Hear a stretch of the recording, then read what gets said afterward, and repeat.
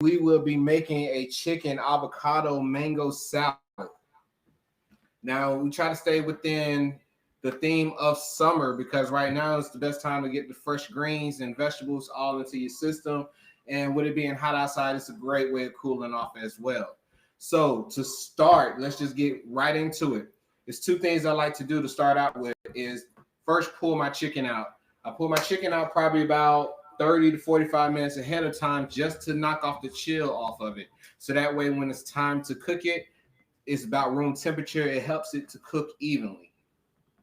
Second thing I like to do is go ahead and turn my my pan on just to start getting it warm so I don't have to wait for it later on, okay? Now, if you was planning to use the grill outside, I would go ahead and preheat my grill with either my charcoal or a gas grill and go ahead and get that started. So let me grab my chicken. That's what we're gonna start out with. So right here is just one chicken breast. It calls for a half a pound. Half a pound chicken breast is, a half a pound chicken is actually about one chicken breast. So this recipe is mainly for maybe 1 to 2 servings, if that. I have already prepped out majority of my ingredients for it, as you can see right there in my other screen. All right, so to start out with the chicken, we have garlic powder, onion powder, we have salt, we have a little bit of chipotle pepper, and some fresh cracked black pepper. Now the thing is, what I like to do with this is I actually just like to mix it all together at one time, so when I season it, it actually season or it spreads onto the chicken evenly. Now, when you make this at home, what I recommend for you to do is actually take each one and just smell it, just so you know what you're actually adding to it. Just a little spoon like this. Stir it up. The salt is just gonna give it the little seasoning. The little sodium or the season to it. The garlic and the onion powder is not onion or garlic salt. So that means it's going to give it the flavor of it without all the extra sodium or salt to it. The chipotle pepper is going to give it actually a little smoky taste as well. So I have gloves, but if you're cooking for yourself, just make sure you wash your hands and then go ahead and season your chicken. Then go back and wash your hands as well again. Now, one other thing I did was I actually butterflied the chicken. So I took the chicken breast and I cut it straight down, this way. I cut it straight down this way. So now it's opened up like this. Now, what happens is me doing it like this is it's going to actually help for it to cook a little bit faster, but at the same time, even without you worrying about that it's not cooked all the way through. I know we all had those moments where we cooked the chicken, we thought it was perfect, and then it was still a little pink on the inside. So I took half of the mix and seasoned one side of it. I'm taking the other half of the mix.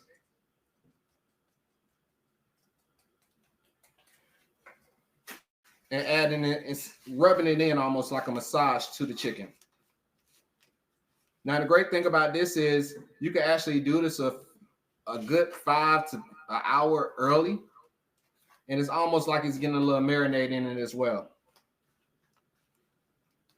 So now to this, I'm going to add just a little bit of oil.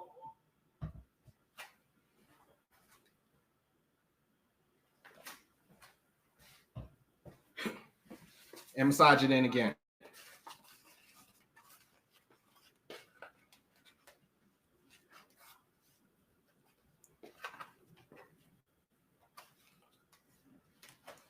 Okay, I'm gonna set that to the side. Pan still heating up, so that's great. Glove off, new gloves on, and let's talk about the ingredients that's going in this salad. So to start out, we're gonna be using romaine lettuce. Now, the thing about romaine, you can use other lettuces. I recommend any lettuce except for iceberg lettuce. Iceberg lettuce is full of water, but no real nutritional value in it. So if you want to use something like spinach or kale or bib lettuce or something like that, that's a great substitution for it as well. So what I have here is about 1.5 or 1 big head of romaine. It's already been pre-washed for me, which helps me out a lot. And all we're gonna do is just kind of cut it up, or another way you can actually do it is just tear it up. It depends on you on how big or how small you actually like your lettuce. But either way actually works out fine. Now the thing is, also remember that this is something that is for you, so you kind of tweak it into your own. A lot of people do not like to have the stems in it. Sometimes they say it's a little bit too hard, but for me it's fine. What I like to do is actually take the knife and actually cut along the side of this here, and what happens is it makes it a lot more easier and manageable and not as hard to chew. So what I'm going to do is go ahead, slide my bowl to the side.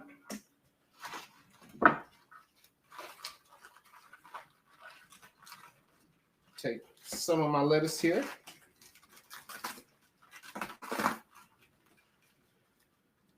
And I'm just going to go around the stem of it.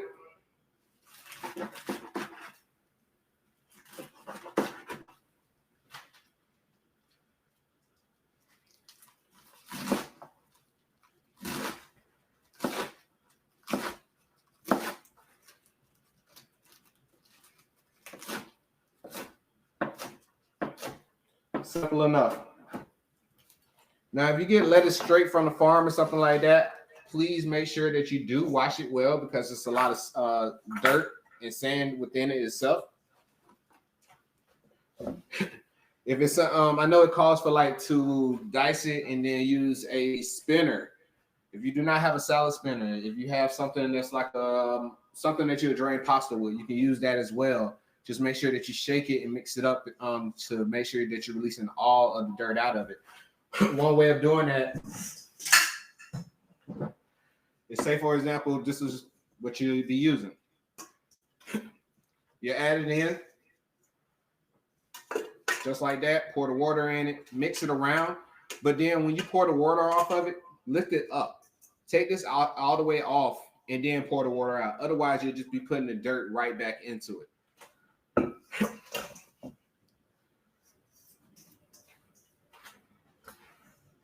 All right, so next we have cherry tomatoes. Now, the thing is with cherry tomatoes, you can use any kind of tomato, whichever one you like.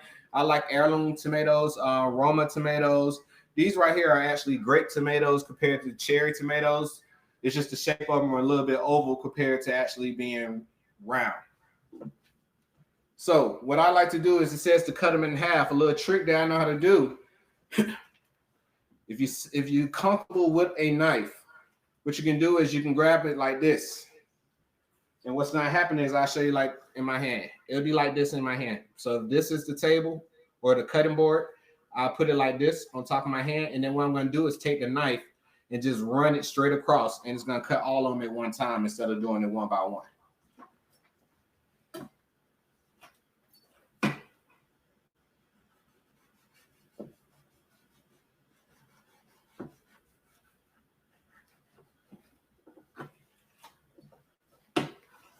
And now I have my sliced cherry tomatoes that easy.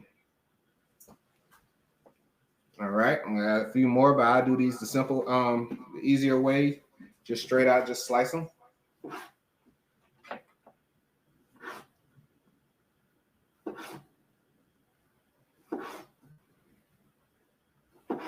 Another way that you can actually do it the way I did it earlier is actually take 2 saucers and put the grapes in between the 2 plates, and then run your knife that way in between them, and it should work out the same way.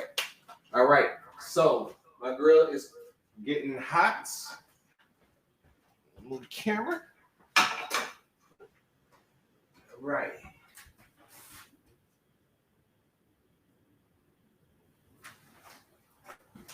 So as you can see, my pan is hot. What I'm gonna do is start not with the inside, but the outside, because this is presentation side first.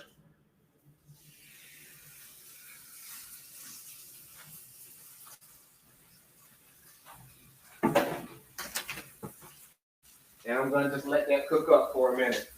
It's gonna actually cook for about 3 to 4 minutes on both sides. So a total of 8 to 9 minutes, and we should be good to go. Now, while that's cooking, we also have onions. Now it says to call for the onions to be thinly sliced. Now, a quick way of doing that is using something called a mandolin. A mandolin is a Japanese slicer. You can find it on Amazon for about $15, I believe. And it helps you out in so many ways. So I'm going to show you that.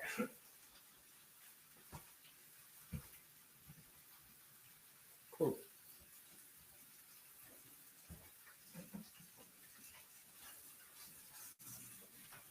This is a mandolin.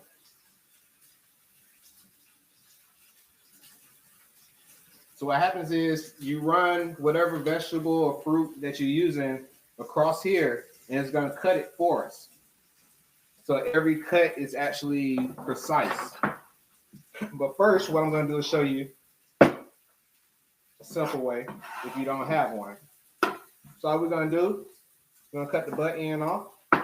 And there's two ways you can cut it. You can cut it this way, where you're going to whip the grain.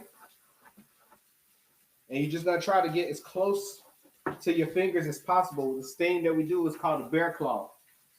So with the bear claw, can you see it? The angle of my hand, there we go. I'm going to turn it like this, and what's going to happen is my knife is going to do nothing but just run across it like this.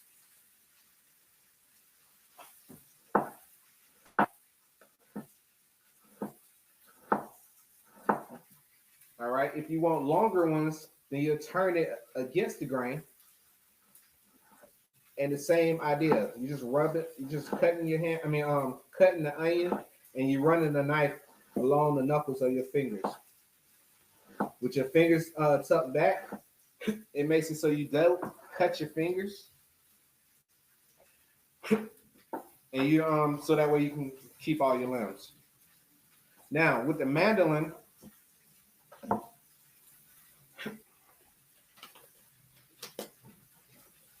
the mandolin is one of those things where it's like a game changer. Cut the butt end off of this one.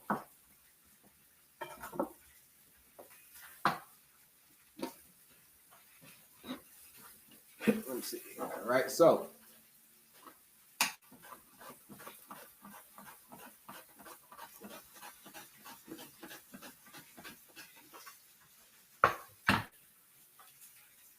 and that's how fast we can get the onions cut up. Can you see that? Turn it here. And just sprinkle it like that so y'all can see that.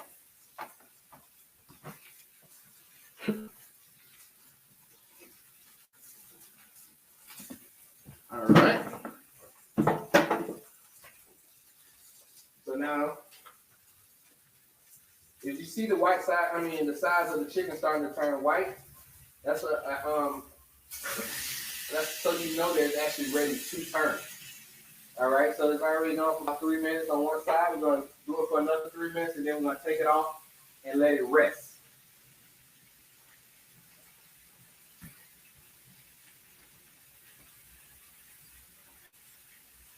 So we got our onions cut, we have our tomatoes cut. Next thing is the cucumbers. Now with the cucumbers, the same way. One thing I like to do with the cucumbers is to add another dimension or another little style to it. I take a little bit and just peel it. I make probably about 4 slices in it. So one on each side. If you think about it, almost like a compass, north, south, east, and west.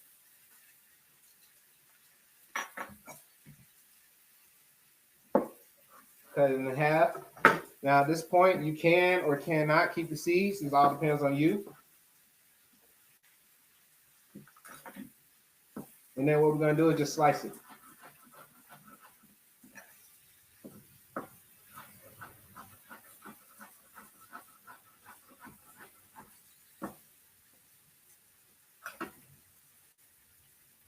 So that's the normal slice. Everybody know that one. But we also can go ahead and take the seeds out.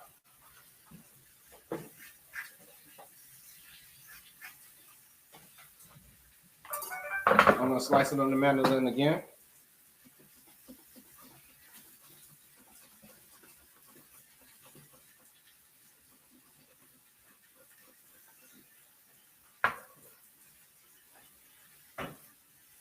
And now we have a whole different kind of design to it compared to this one. All right. But you still have, you see how I actually cut the top of it. So now you have like green, white, just to give it a little bit more flavor to it when you trying to impress your friends and things like that. So next, cilantro. Cilantro is one of those herbs that you either like or you don't like. A lot of people have, we have noticed over time that a lot of people might have a genetic where they actually taste dish soap when they have cilantro. Thank God I don't. I love the taste of cilantro and smell. It's almost like a floral, earthy smell that I enjoy. And the great thing about cilantro is everything on the cilantro you can use. Unlike with parsley, you cannot use the stems because it'll make the dish bitter. If you use cilantro stems, it's no problem. It's actually pretty good for it. All right. Chicken still looking good.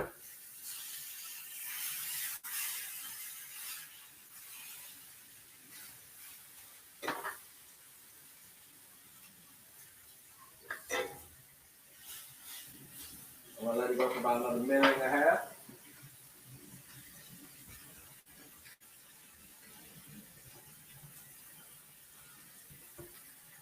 All right, so I have my cucumbers.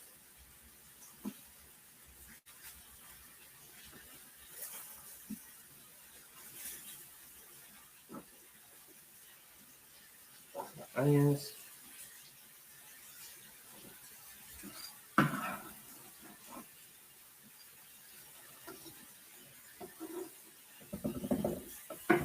My tomatoes. Put that all in the bowl right there.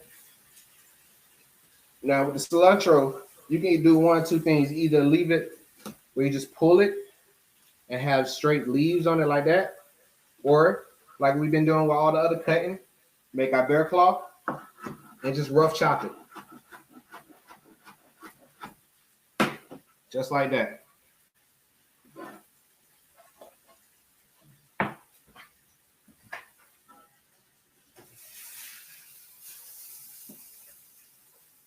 I just took the chicken off the grill and I'm letting it actually rest. Now the thing is, when you let the chicken or any meat rest, what happens is we have to remember that when something is on the stove or heating up, is before when you take it off, the temperature is gonna go up before it goes down. So right now, the meat is really like tight like this.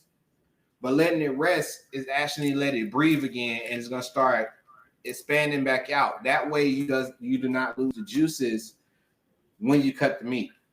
Have you ever had times where you actually pull something off the grill or out of the pan and automatically just straight cut it? What happens is all the juice just runs straight out of it, and all the work that you just put in it just ran across the table. All right. Let's see. I like the way how you went. Okay. Thank you so much. I mean, the mandolin comes in handy with everything. All right, so we have our cilantro, we have our tomatoes, cucumbers, onions, avocado. Great healthy fat. If you like fat, eat as many avocados as you want. I've already pre-sliced it, so that's why I'm able to twist it just like this. Like it's not a magic avocado or anything like that. I promise you. Okay. Simple enough. Now, because this is Chef Reggie and I like to do a lot of different styles, what we're gonna do is we're gonna cut this in half. And then first one we're gonna do is just slices.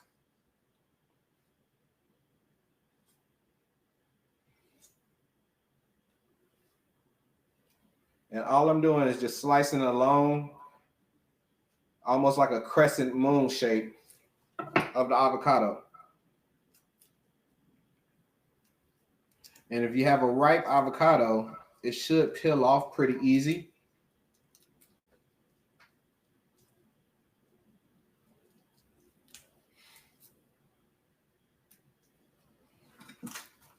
take a spoon.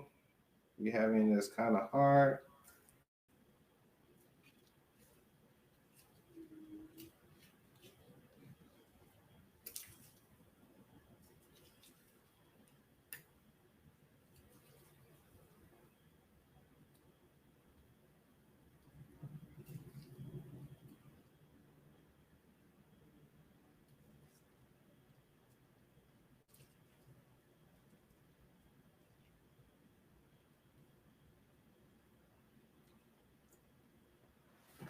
Okay, cool. So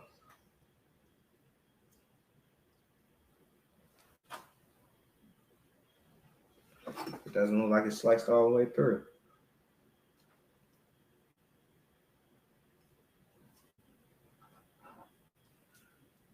There we go.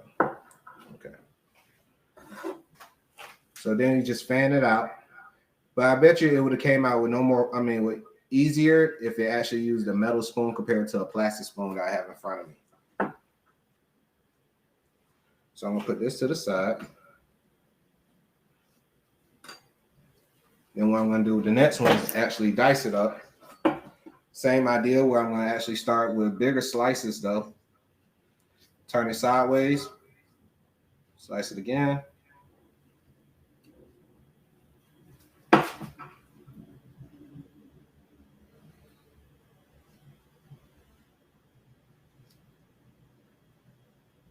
And all I'm doing is just going around it to release it.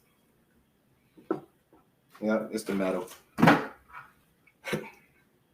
So now I have sliced avocado and diced avocado. Since this one wasn't acting right, we'll dice this one up too. Slide that there, and we'll put that there. Last but not least is the mango. Now I've already cut along the seed of the mango. Now the thing about the mango is one of those impossible fruits to actually peel or to actually cut because of the seed that's in the middle is so large. So what I like to do is actually once I get one side, I cut it in half. Same way with the avocado, I'll make little strips. Turn it sideways, cube it up.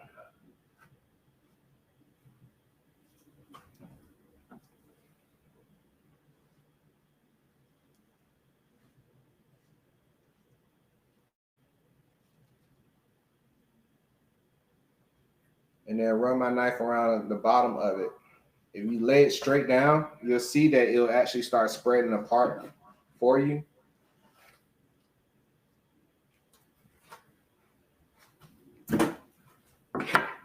You see what I'm saying? You see how now you can see inside of it? Can y'all see that?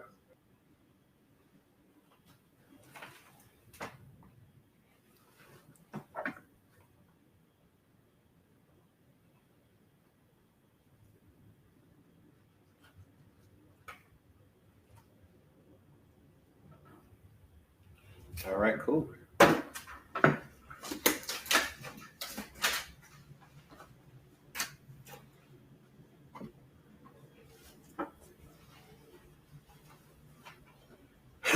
All right, so now we have our honey vinaigrette dressing, which calls for olive oil, apple cider vinegar, salt, pepper, garlic, Dijon mustard, and honey.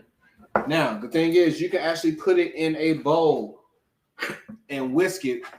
The thing is, I recommend a certain type of whisk. There's two different types of whisk. There's one that's called a wire whisk, and there's one that's called a wire whip. Now, the thing is, this actually is thinner than a normal whip or whisk that you might find at home. They're a lot of times thicker. I think. Hold on one second.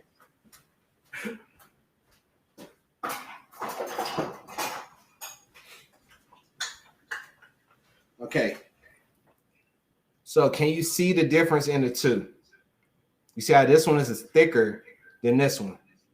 So a lot of times if you're making like a soup or a stew or something like that, this will work out a lot more better than this one will. This one, if you want to add more air or incorporate oil into a dressing or something like that, this will work better because it'll actually do it faster and it'll help incorporate or emulsify it. Emulsifying is just when you take a oil and another liquid and bring it together to combine it. If you ever look at something like Italian dressing, if you leave it in the refrigerator long enough, you see how it separates, and what you have to do, shake it up real hard to bring it back together. That's emulsifying. Also, have you ever seen, I'm trying to think of a place. Oh, a place like Olive Garden. Olive Garden actually use oil and vinegar, but what happens is they whip it for a lot more longer of time period, which makes it creamier. But they use a whisk. All right. But for this, we're gonna actually use a mason jar. Even super simple, super simple. All right. So all we're gonna do is we're gonna take our ingredients. We're gonna start with our apple cider vinegar. It's about 3 tablespoons. We're gonna put, this is 1 garlic that's been minced up. Does everybody know how to cut garlic or mince garlic? Yes and no. Yes. That's all I need to see was a yes. If somebody on there don't know how to do it, what you do is take a garlic clove, you lay it on the table, turn your knife sideways, smash it down. From that, all you're gonna do is cut it and continue to cut it. And when you think you're done, you're gonna cut it some more. And that's how you know it's gonna be minced, okay? Once you go past mince, it goes into a paste. And from that, you're probably gonna liquefy it into just a straight juice. So I'm gonna add my garlic. It's 1 garlic clove.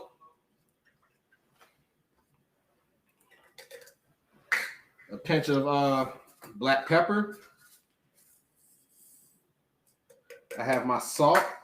I never use iodine salt. I always either use kosher salt, sea salt, or Himalayan sea salt for about everything. I stay away from iodine salts. A lot of times the thing with that is using a larger coarse salt will help you use less of it because you need less to get the same flavor compared to using the smaller, extra fine table salt that you find in restaurants a lot of times. All right. Now, this is right here is just honey. I'm going to add probably about 2 teaspoons. Now, when it comes down to honey, use whatever you like. I mean, you have orange blossom. This right here is wildflower. In our house, we use a lot of different honeys. We even keep honeycomb here just for the fun of it, especially for teas and things like that. If you ever get a chance to use honeycomb, it's a great little thing to use because once the honeycomb heats up, it actually liquefies. So you wouldn't even know that it was in it. All right. That's Dijon mustard. Now, last but not least, we're going to add our oil. Now, this is nothing but an extra virgin olive oil, which is great for salads. It's not as heavy.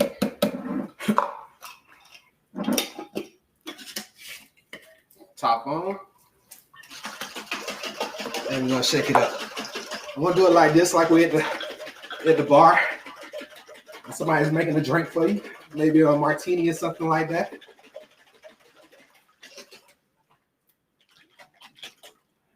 All right, and you see, can y'all see that well? You see how everything is emulsified, completely emulsified, and that's the fastest way you could probably make it.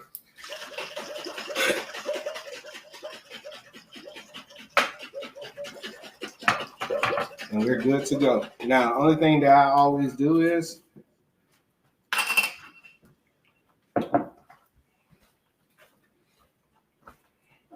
always taste it.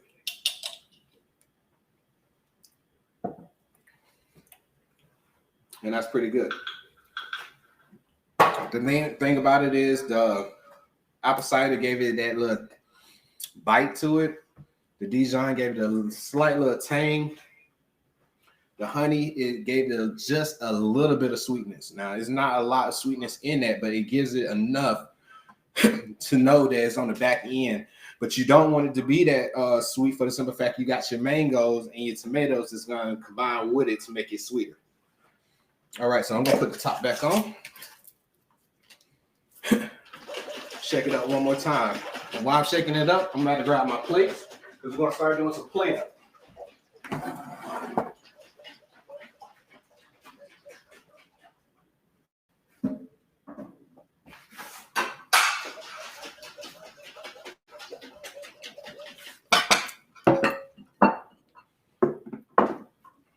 Okay. So what I'm gonna do is turn this down like this so y'all can see what I'm doing more than my face. Y'all see my face enough. I'm gonna slide that to the side. Now, I'm gonna actually make the salad two different ways. The same salad, same look, but we're gonna do two different things. So first thing we're gonna do is we're gonna add the dressing, but I'm gonna run it around the edge of it.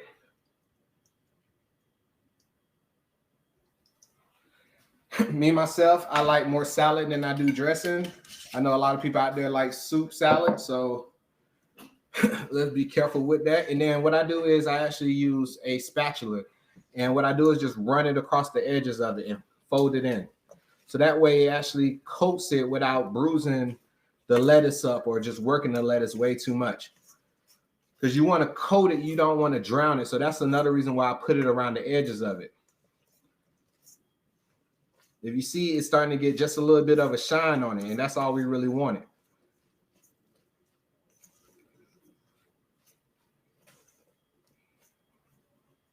All right, so what I'm going to do is take half of this.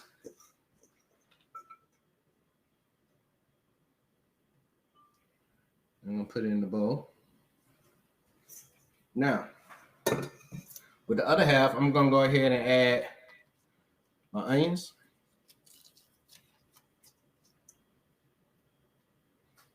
I'm going to put my onions here.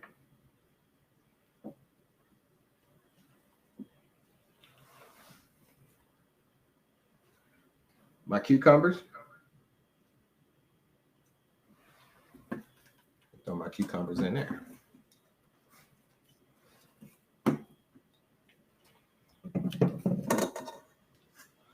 My tomatoes.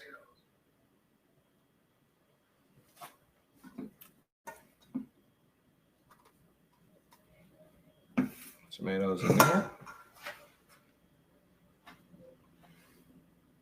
Avocado. I'm putting my avocados right next to my onions because I don't want to put them next to my cucumber. Nope, you know what? Let's switch that. I'm going to put that in there.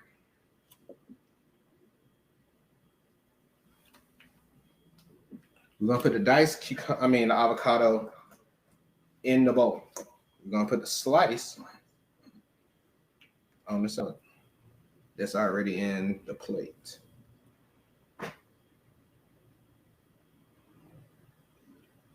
And all I'm doing is just fanning it out a little bit. Next, my mango. Straight into the bowl.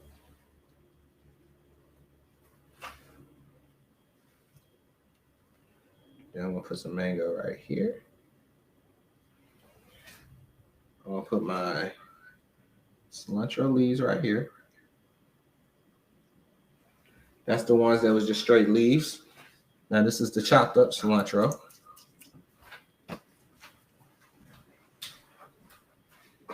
And last but not least, our almonds. Now, we really didn't talk about the almonds that much, but almonds are a great source of fats for you. Great fats at that.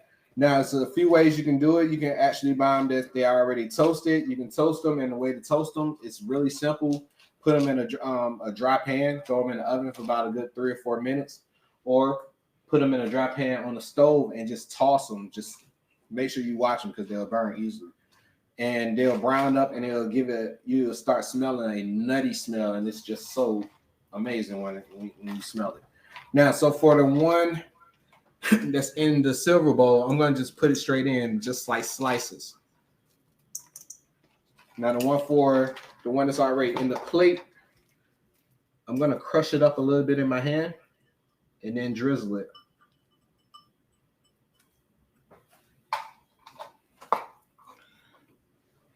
Right? Now, I'm going to take the one that was in the bowl, mix it all back together.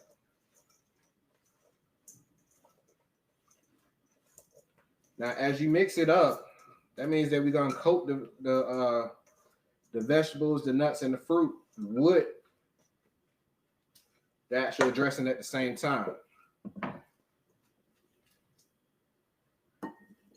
Take a handful of that, put it there. Now, what happens a lot of times, all the ingredients that you add falls to the bottom, which you actually do want because then it just gives you an array of color on top. A few more mangoes, just like that. All right. So can you guys move that there? There.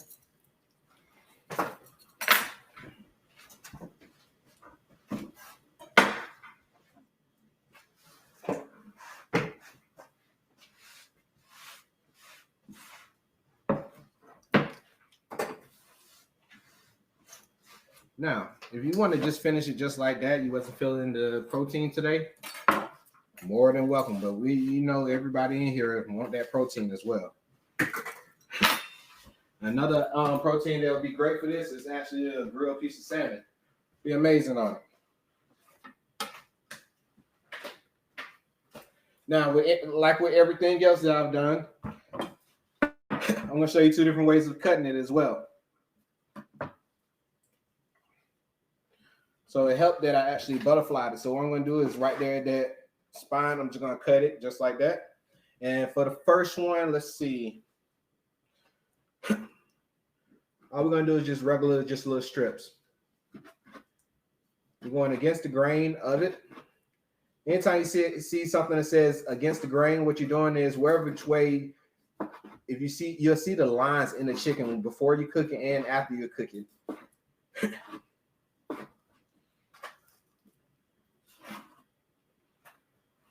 And we're just gonna lay that right on top. Just like that. Now, another one, if you're just trying to get fancy, you're just trying to show off with your friends and things like that, you're gonna do a bias cut. A bias cut is just when you turn that, instead of keeping your knife like this, you turn it at an angle like this. So it makes it look like it's bigger than actually what it is. Okay. And all I'm doing is going at it at an angle.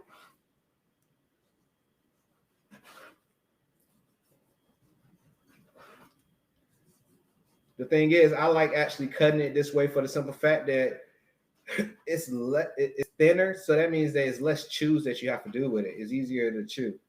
But then at the same time, it looks like you're eating a lot more than what you actually eat.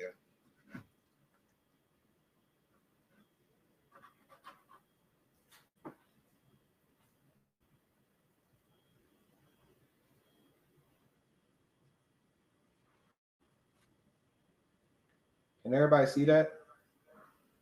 You see how much longer it is now?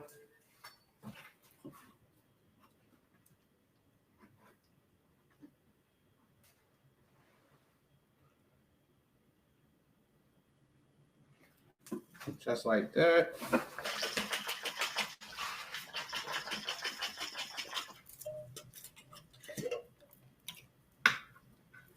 And then we're just gonna put just a drizzle on top.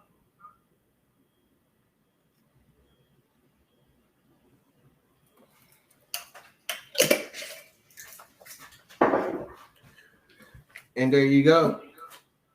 You got that grilled chicken, avocado, mango salad. Can everybody see that? You gotta tell me which way you like it.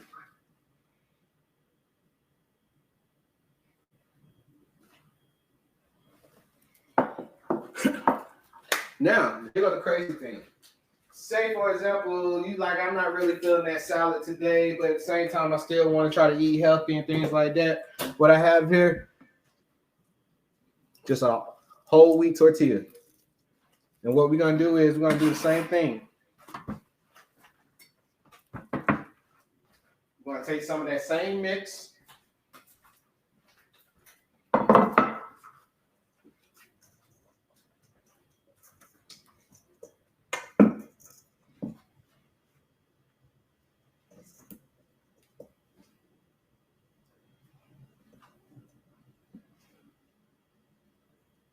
And this way you can get 2 meals out of one, so it don't feel like you're eating the same thing every day.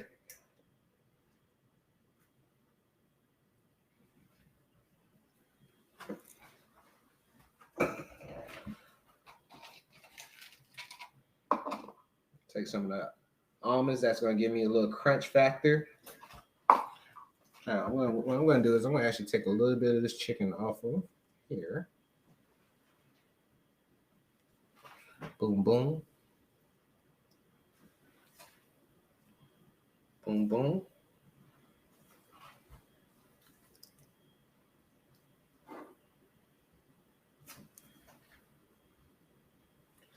Boom. Close it up.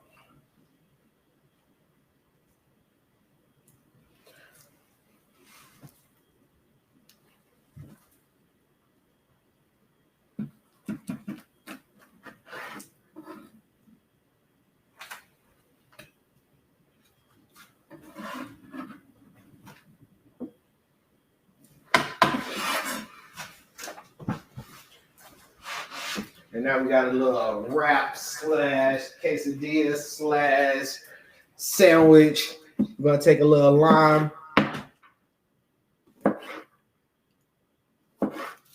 Just put a lime wedge on the side. Still got a little cilantro just to show off for people.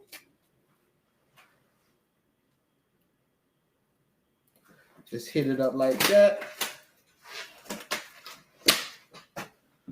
So now we got a sandwich to go along with that. Real simple. So tell me what y'all think.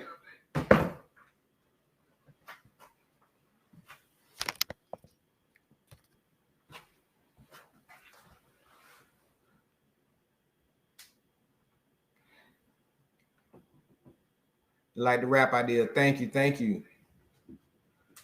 Yes, carbs do break down to sugar. Did y'all have any other questions for me?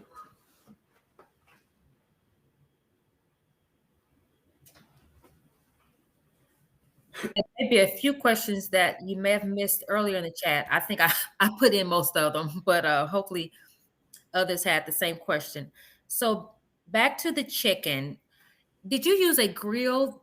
Was that a grill that you put on your stove? So what I used for on the stove, that was actually a griddle. It was a cast iron grill. You can find it at Walmart for about 25 to 30 bucks, but it comes in handy because on where I'm at, I'm out here in Ellenwood and it's scattered showers, so I was gonna grill outside, but the thing was I set up the grill and then it poured down raining. So I was like, let me go with my backup plan. And that's why I like to use, especially in the wintertime when it gets ridiculously cold outside. I can still get the grill marks that I want. It actually gives it a little bit of that grill flavor without having to turn on the grill. Love it. That's what I thought. So thank you for that tip. Did you use olive oil on the chicken on the grill, or does it matter? What I do is I use actually a blend. I use a blend between olive oil, not extra virgin olive oil, but actually olive oil and canola oil. And it's more of a 80-20 blend between olive oil being the 80% and then 20% of the canola oil. That gives it a better smoke point. Okay. As you saw when I first turned the grill on and you saw it smoking like that, if I had used just straight extra virgin olive oil, it would have burnt up like that. You might have saw a flame pop up, things like that. If the oil is too light, it's not really that great to cook with. It's great for sauce. I mean, for dressings and things like that, or if you want to drizzle it as a finisher on pizzas or just a salad like oil and vinegar. Light oils are great, but if you want to actually get some color on it, you're gonna have to use a little bit of canola.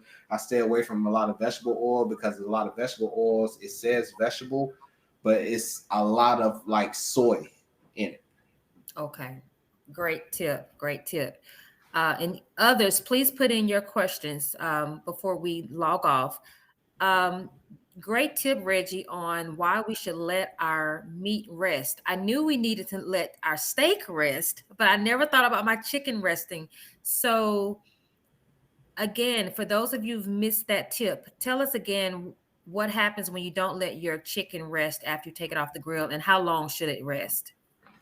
All right. So when you take any meat off the grill, what you want to do is let it rest for the simple fact that the temperature is going to rise in the meat before it actually comes down.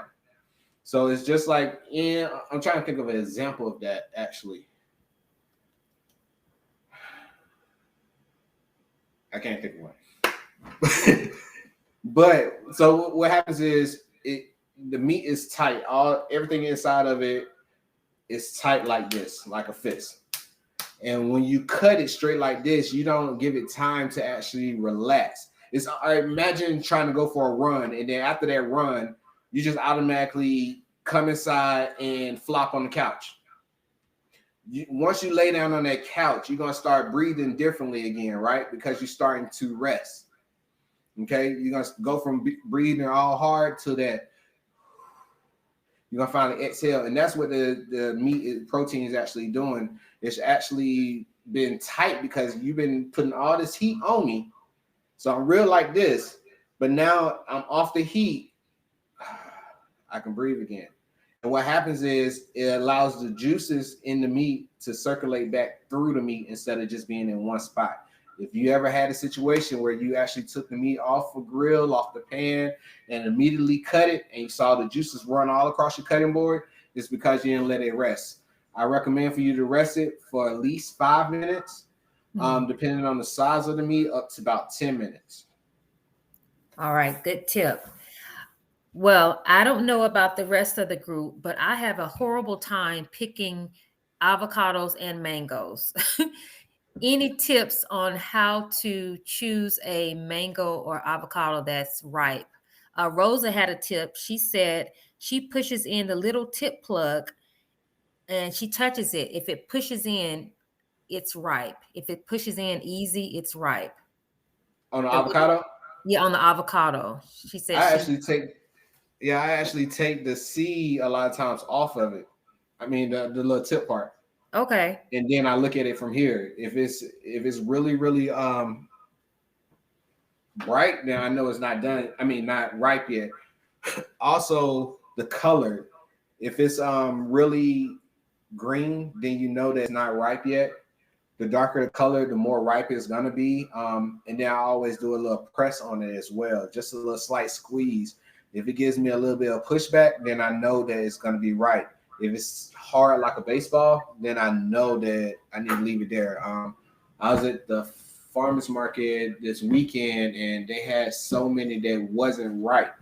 But you can take those and put them in like a little brown paper bag and just put them in a dark place for about 2-3 days, and they'll ripen up on their own as well. Okay. Same with the mango. I always just do more of a squeeze test just to see if it gives me any pushback more than anything. If it's tight, I leave it alone.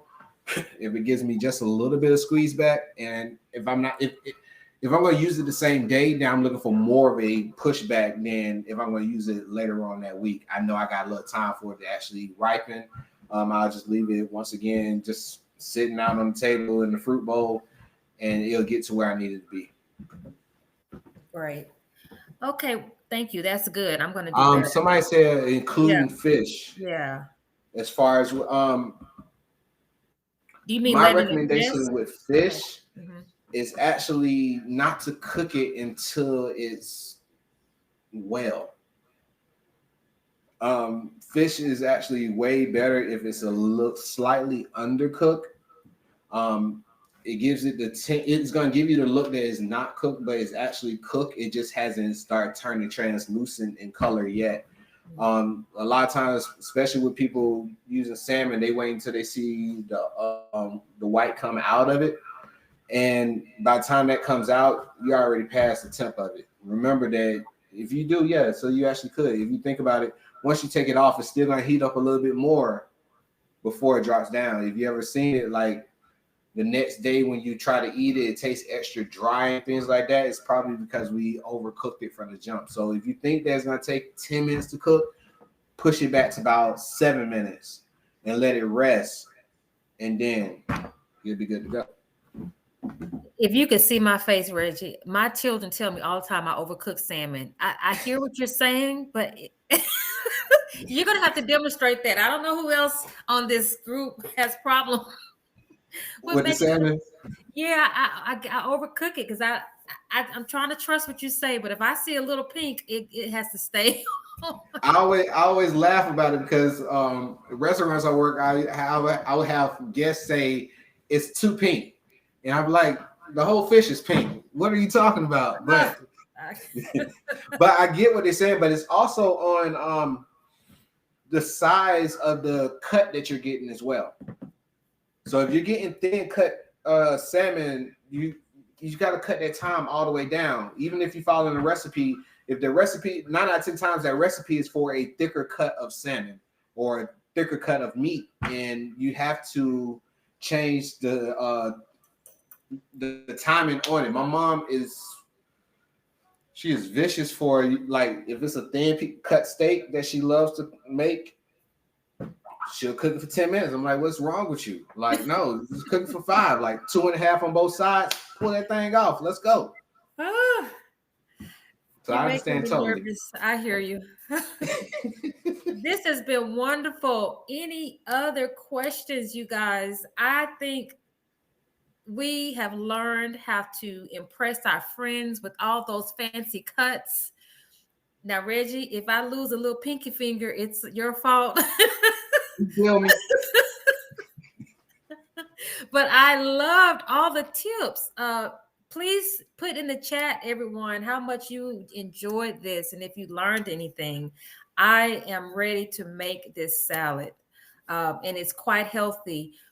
I welcome I see one of our diabetes educators is here, actually Gerald Griffin, also Vicky Riley. Um, they also added some tips in the chat.